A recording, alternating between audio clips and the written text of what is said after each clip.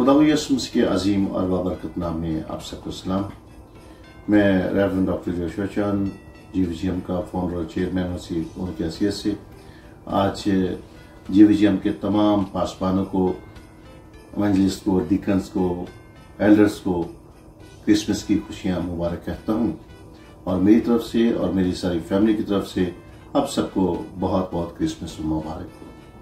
और हमारी दुआ है कि आप इस तरह खुदावंद यीशु मसीह के अजीम नाम में उसके कलाम की बिशारत को देते हुए बहुत से रूहों को बचाने का वसीला बने, ताकि जब खुदावंद यीशु मसीह आए तो हम सब उस दिन का इस्तकबाल कर सकें और वो कहने वाले बने कि ऐ मेरे बाप के मुबारक लोगों, मेरे दाहिनी तरफ आ जाओ। यकीनन ये उस वक्त की तैयारी है कि जब खुदावंद यीशु मसीह आमदे सानी को आएंगे और हम सब खुदावंद यीशु मसीह को वेलकम कहने वाले बनेंगे।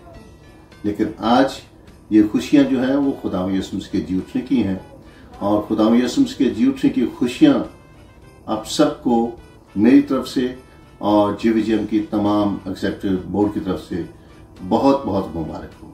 God bless you.